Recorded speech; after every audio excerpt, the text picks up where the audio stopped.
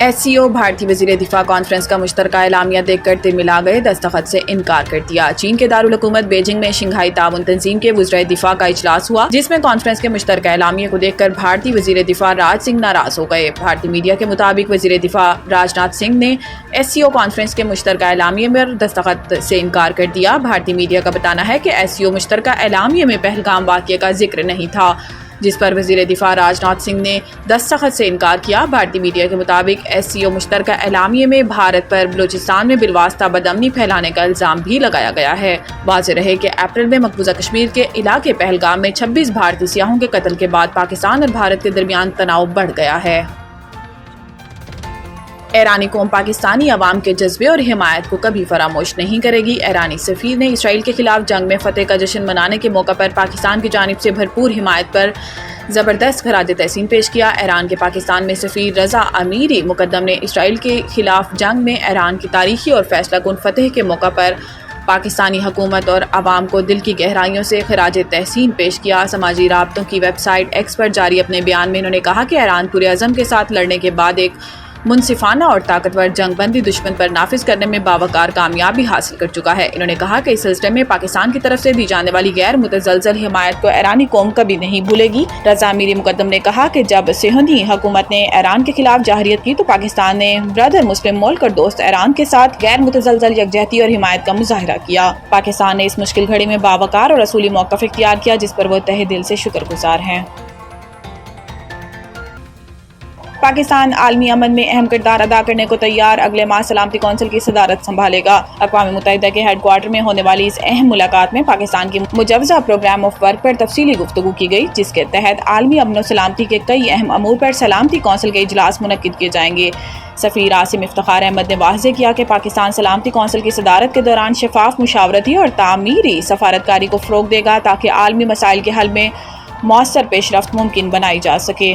ملاقات کے دوران عالمی سطح پر جاری بحرانوں، خصوصاً مشرق وسطیٰ کی نازک صورتحال، افریقی اور ایشیائی خطوں میں کشیدگی اور اقوام متحدہ کے امن مشنز کی افادیت پر بھی تبادلہ خیال کیا گیا۔ پاکستان کے سفیر نے اس موقع پر اقوام متحدہ کے چارٹر کی پاسداری، پرامن تنازعات کے حل اور اجتماعی کوششوں کی اہمیت پر بھی زور دیا۔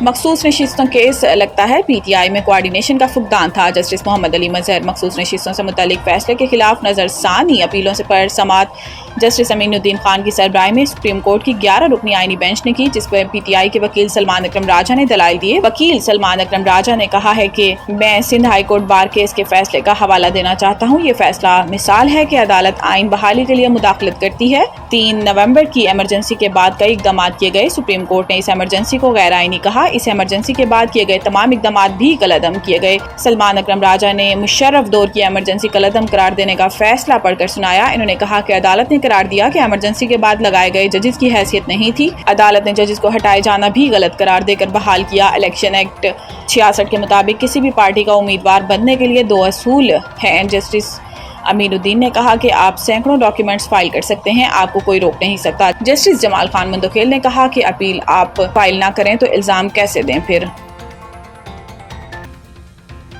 پنجاب اور خیبر پختونخوا کے مختلف شہروں میں بارش، موسم خوشگوار ہو گیا۔ پنجاب میں لاہور، سرگودا، بھلوال سمیت مختلف شہروں میں کہیں بوندا باندی، کہیں موسلادھار بارش سے گرمی کا زور ٹوٹ گیا۔ بارش کی وجہ سے کئی علاقوں میں بجلی کی فراہمی معطل ہو گئی۔ وزیر اعلیٰ پنجاب مریم نواز کی خصوصی ہدایت پر واسع الرٹ ہے۔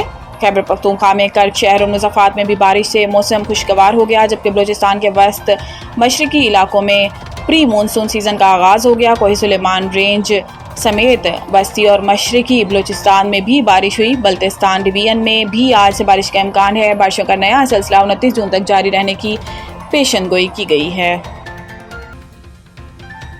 آسٹریلوی کرکٹر عثمان خواجہ غزہ کے معاملے پر فلسطینیوں کے حق میں ڈٹ گئے۔ آسٹریلوی میڈیا کے مطابق عثمان خواجہ نے غزہ کے حق میں بولنے کی وجہ سے صحافی کو نوکری سے نکالنے والے ادارے کو انٹرویو دینے سے منع کر دیا۔ عثمان خواجہ نے اس ادارے کو مائک دیکھا تو انٹرویو دینے سے انکار کر دیا۔ انہوں نے انٹرویو کرنے والے صحافیوں سے معذرت بھی کی۔ آسٹریلوی میڈیا کے مطابق اس عمل کے باوجود کرکٹ آسٹریلیا عثمان خواجہ پر پابندی نہیں لگائے گا۔ خیال رہے کہ آسٹریلوی ریڈیو نے غزہ کے حق میں بولنے کی وجہ سے معروف کرکٹر جرنلسٹ پیٹر لالر کو نوکری سے نکال دیا تھا۔ فروری میں صحافی پیٹر لالر نے غزہ کے لوگوں کے حق میں سوشل میڈیا پر بیان دیا تھا۔ عثمان خواجہ سوشل میڈیا پر پیٹر لالر کے حق میں بولے اور نوکری سے نکالے جانے کو تنقید کا نشانہ بنایا تھا۔ انٹرویو دینے سے انکار پر پیٹر لالر نے عثمان خواجہ کی تعریف کرتے ہوئے کہا کہ عثمان خواجہ اصول پرست انسان ہے، مجھے نکالنے کے وقت بھی ان کی سپورٹ قیمتی تھی۔